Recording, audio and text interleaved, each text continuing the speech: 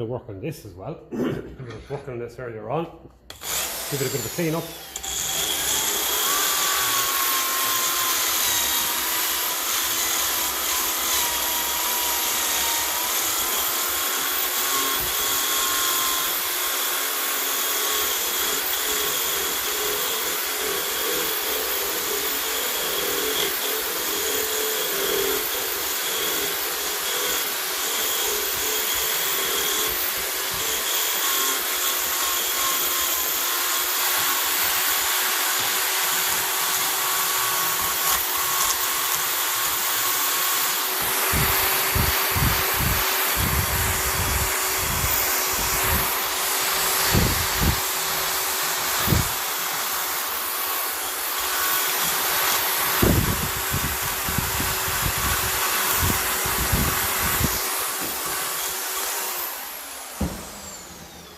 Take a bit of damage off this and tidy it up a bit with the file maybe.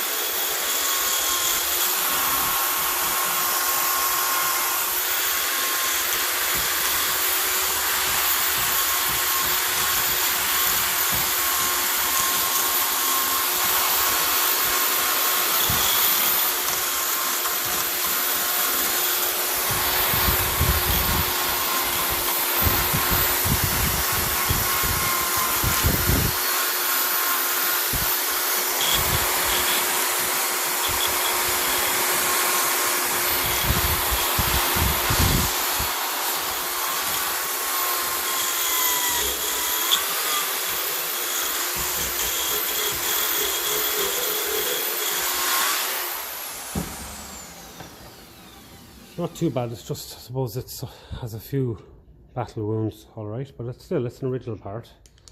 I am going to tidy this up and use it as on my Ferguson 20 diesel over there. Not when I'm pulling in loads in the transfer box, but just for show purposes, we'll say. That it'll be something that I'd swap over. Yeah. I'm trying to think, would a shot blast be the best job for it?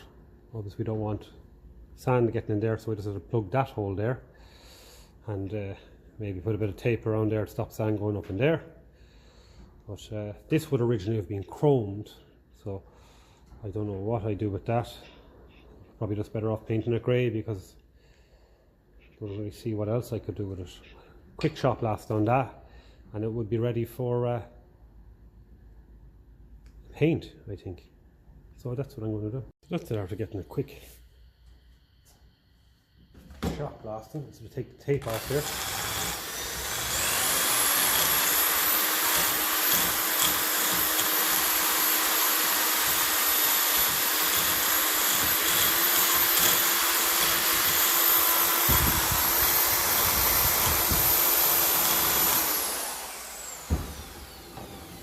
Sometimes tape hard enough to get off.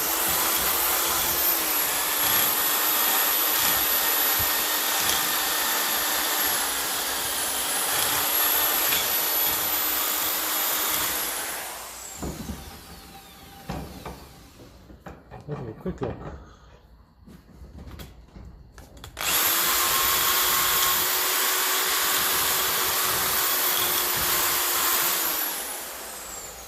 Take out a little bone.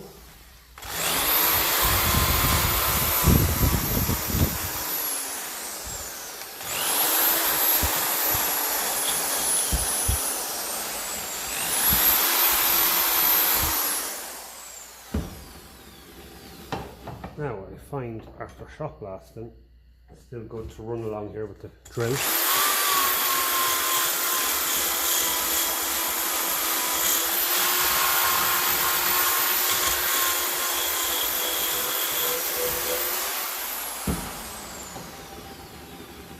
The shot blast leaves it a bit dull.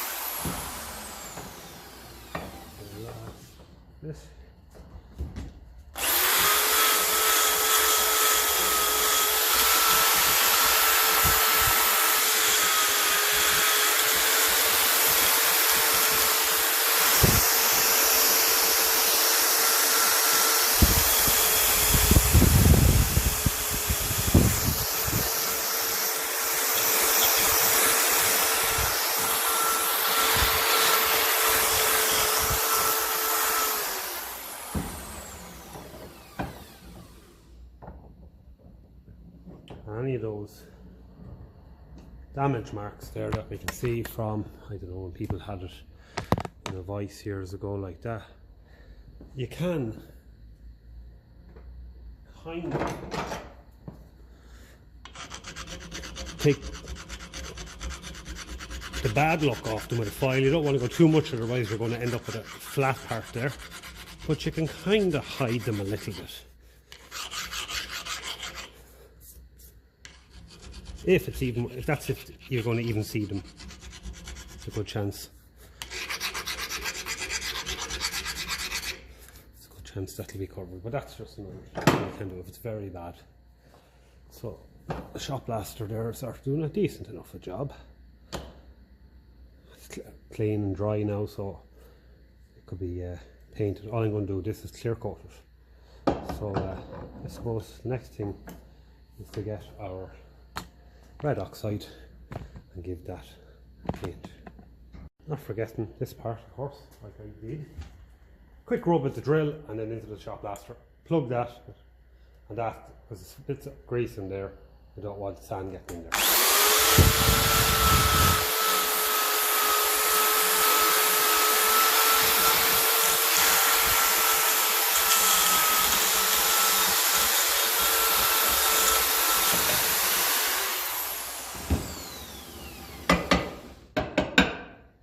Right, so yeah, I will just plug it with a bit of paper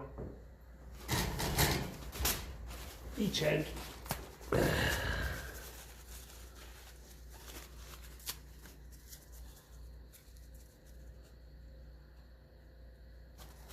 Just to stop stuff going up into there, and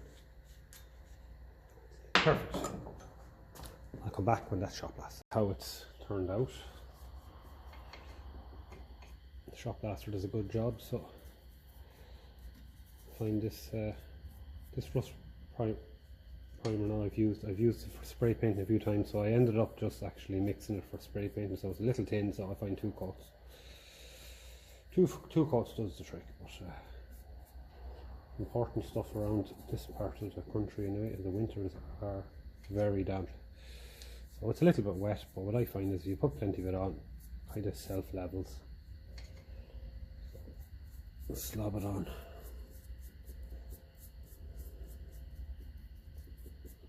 That's what I do, I'll leave the...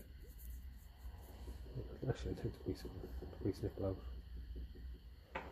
Put him in first done, he doesn't need to be painted. Anything, just a touch of clear coat just to keep the rust off him. Kept them in just to keep that sand from going down into it.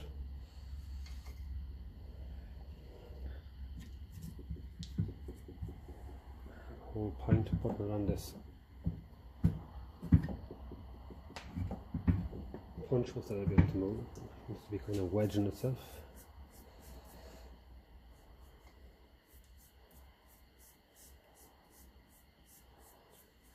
But,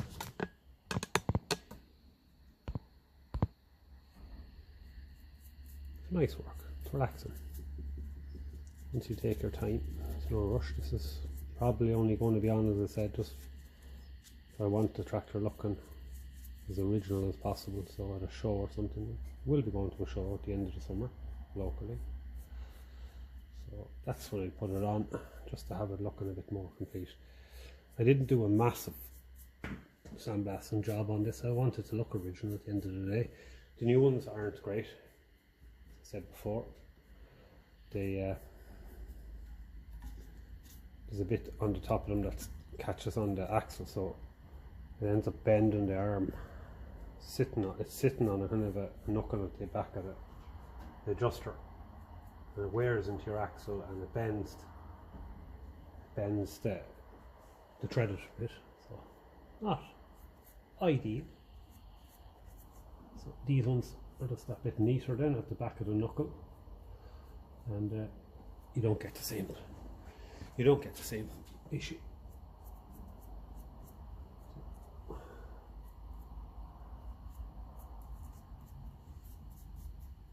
So that's going on grand and easy.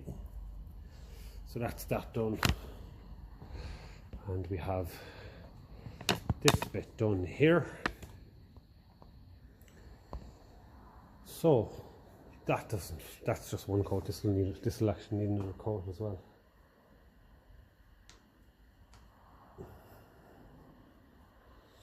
So I'll just go and clear coat that, and that'll hopefully just keep it with the rust off it. And I suppose I could nearly do that.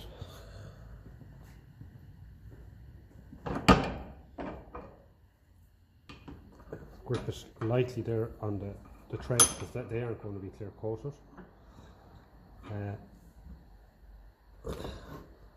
Got something then just to sit on that, so I'm not gripping the threads too much. I could just twist it, put it back in, and paint it. For now I'm going to go and clean the rust primer off. To mix paint is an old flathead screwdriver with the handle broke off it.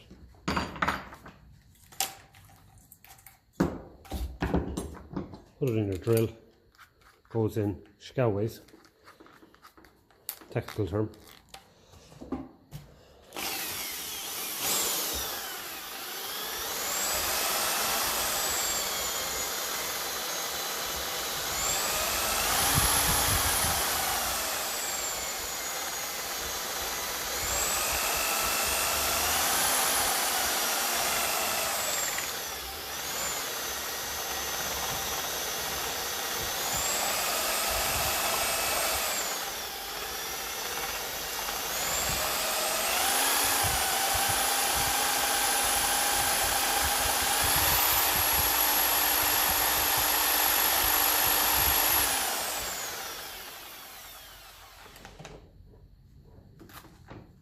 That whips it up.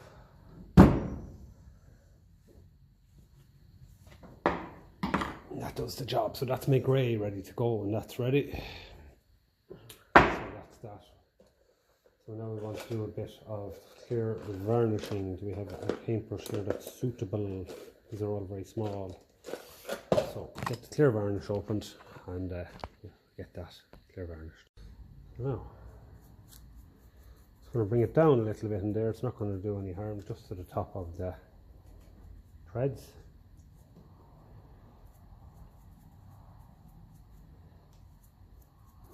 A few coats of this.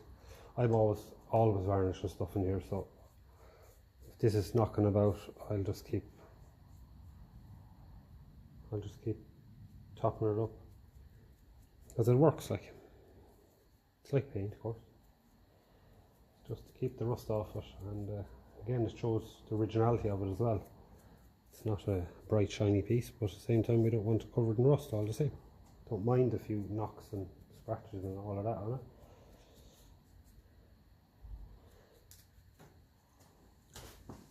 You only get patina once. Paint over it, it's gone. So that'll just make a little feature out of it rather than just painting it grey. So that is about it really for coat number one. Simple as that. And when I have a little bit of varnish on my brush, I have this lovely, we all know how much of a fan of Lucas I am. That will be Lucas, same crowd to make the electrics. I have a little bit spare on this, so just touch up some of these as well, whatever's on them, on the brush. Nice little collectible adjustable spanner. So that one's really nice. Girder, Joseph Lucas Limited, Birmingham. Nice little spanner. So that kind of stuff. So that's that. I can actually dry these with the hairdryer if I'm in a panic, that I have in here. I find that rust primer literally can dry, if you want, in about 10 minutes. So I might just give it a blast since I'm doing when the going's good, as they say. And we'll get them painted. There's the bottom piece done, and there's the leveling arm. One coat so far and a bit of clear on that. So that's about it for these parts. I think that's, I'm after going through all of them. I'm going to go and empty this and get another load or two of the fill. So it'll be using this, so anything on this tractor goes on the Gold Belly videos. The last one being trial fitting this vertical exhaust from the 20 diesel. So I don't know how it's going to sound when it's up to temperature and all of that, or if it's going to be leaking, but we'll see anyway.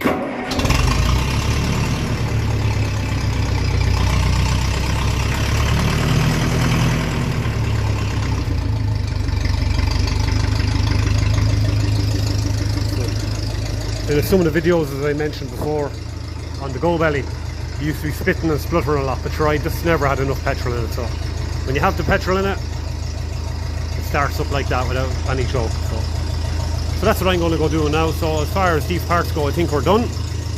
So we'll most likely be getting back to this project here and get another few jobs done.